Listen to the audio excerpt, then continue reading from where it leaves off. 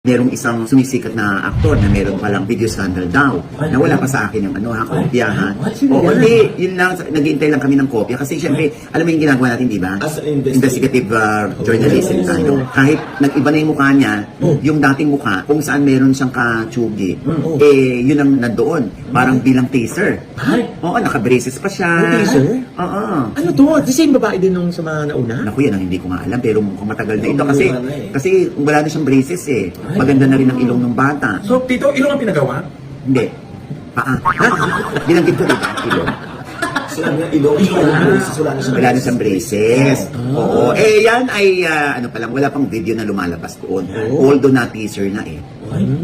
Pili ko lang may pa-teaser. Ayan, Magic 8 na yun. Natigil lang ako sa Magic 8. Oo, tapos meron din daw si Jason Apalos, si Sam Concepcion, si Mark Heras. Ayan, lumabas na sila na wala pa yung mga video, hindi pa available. 11 na nga ngayon ng counting. 11 na sila. Meron pang isang influencer na naging biktima rin. Pati daw si Clyde Martin. Even si Josh Ford. Ha? Patingin ko ulit? Makikita ko yan. Teka muna. Nakakita para. Hindi, wala pa yun kay Josh Ford. Ay, pero yan ba yung hawak niya? Hawak siya. Yan na yung hawak niya? Alam niyo, baklang kayo ako. Yan na ba yun? Hindi nga wala nga yung... Sabi ko si Josh Ford ba? Totoo, meron. Oo. Sabi, hindi pa ho available ang video. Ay! Kung gusto niyo po si Clyde Martin. Sabi ko, sino si Clyde Martin? Ano yan? Installment? Hindi ko alam. Pinakita na nga yung babae.